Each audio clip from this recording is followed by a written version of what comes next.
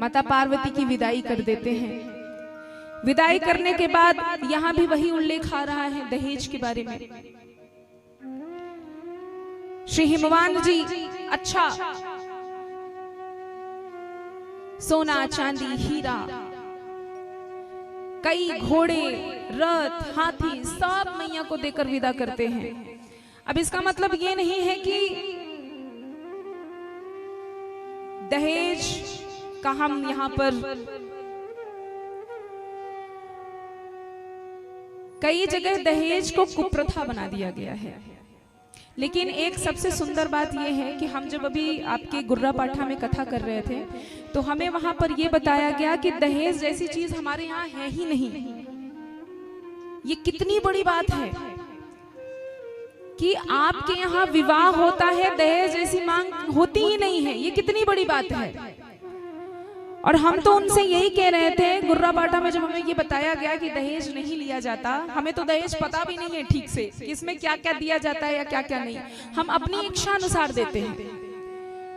तो हमने कहा कि आप लोगों को हर जगह जाकर बसना चाहिए और लोगों को ये जानकारी देना चाहिए कि दहेज एक बीमारी बनती जा रही है और इसको बीमारी मत बनाइए। दहेज एक सुंदर सा शब्द है, हमारे सनातन संस्कृति की ये परंपरा है कि ना ही हम किसी को खाली हाथ जाने देते हैं और ना ही कोई हमारे पास खाली हाथ आता है। ये हमारे सनातन संस्कृति की सुंदरता है। हम किसी को खाली हाथ नहीं रहने देते, ये हमारी सभ्यता है। लेकिन हमने इसको क्या कर दिया, हमने इसको कुप्रथा बना दिया।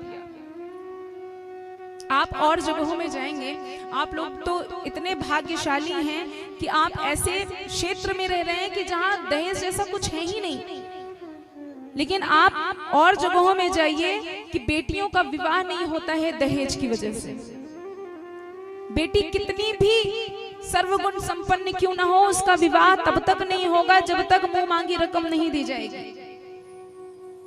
जो मुंह मांगी गाड़ी की डिमांड हो रही है, जब तक नहीं दी जाएगी तब तक विवाह नहीं होगा। अरे कई तो ऐसे विवाह हमने देखे हैं कि मुंह मांगी रकम देने के बाद भी अगर मनपसंद गाड़ी घर के सामने नहीं खड़ी है तो बारात आई हुई लौट जाती है। हमने ऐसे भी विवाह देखे हैं और सुने हैं। और यहाँ ये सुनने के बाद कि यहाँ दहेज जैसा कुछ है ही नहीं। जो दहेज की सुंदरता बताई गई है ना पुराणों में, वही सुंदरता है कि माता पिता अपने जितना उनका क्षमता होती है ना, उससे उस क्षमता से ज्यादा अपनी पुत्री को देने का प्रयास करते हैं। और यहाँ मांगने जैसा कुछ नहीं है। जितनी क्षमता है माता पिता खुश होकर उतना अपनी पुत्री को दे रहे हैं, और यही असली नियम है।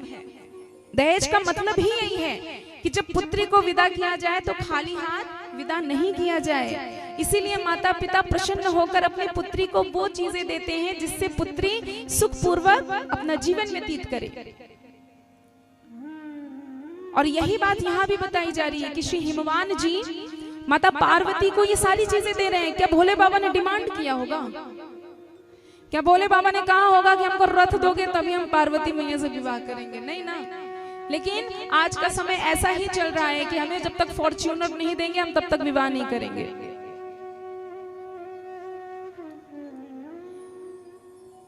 मैया की विदाई बहुत अच्छे से किया जाता है।